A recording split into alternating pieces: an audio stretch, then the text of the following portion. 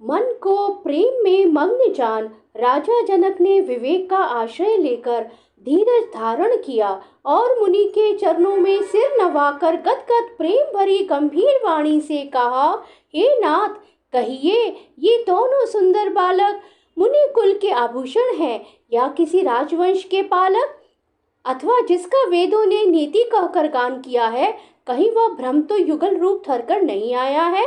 मेरा मन तो स्वभाव से ही वैराग के रूप बना हुआ है। इन्हें देखकर इस तरह मुक्त हो रहा है जैसे चंद्रमा को देखकर चकोर। हे प्रभु, इसलिए मैं आपसे सत्य निश्चल भाव से पूछता हूँ, हे नाथ, बताइए, छिपाव न कीजिए। इनको देखते ही अत्यंत प्रेम के वश होकर मेरे मन ने जबरदस्ती ब्रह्म सुख को त्याग दिया है। मुनि ने हंसकर कहा, हे राजन, आपने ठीक यथार्थ ही कहा। आपका वचन मिथ्या नहीं हो सकता।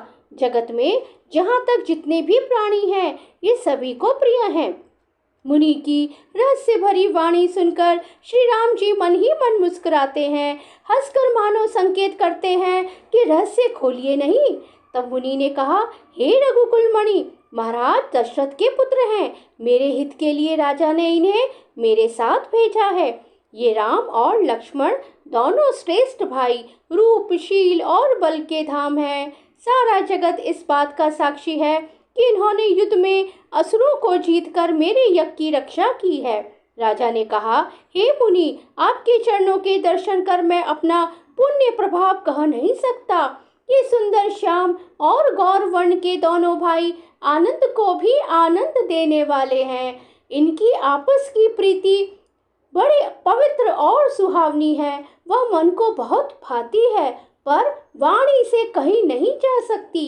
विदेह जनक जी आनंदित होकर कहते हैं, हे नाथ, सुनिए, ब्रह्म और जीव की तरह इनमें स्वाभाविक प्रेम है।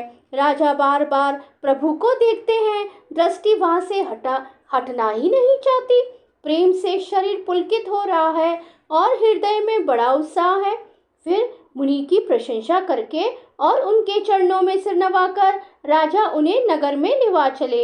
एक सुंदर महल जो सब समय सभी ऋतुओं में सुखदायक था, वह राजा ने उन्हें ले जाकर ठहराया।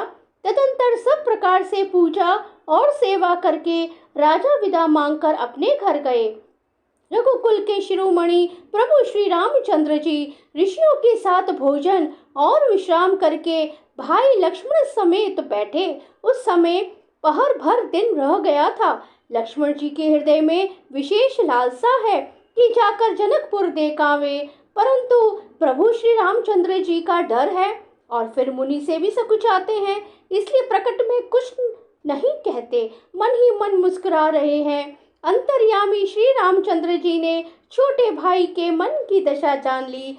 तब उनके हृदय में भक्त वत्सलता उमड़ आई। वे गुरु की आज्ञा पाकर बहुत ही विनय के साथ सकुचाते हुए मुस्कुराकर बोले, हे नाथ, लक्ष्मण नगर देखना चाहते हैं, किंतु प्रभु आपके डर और संकोच के कारण स्पष्ट नहीं कहते।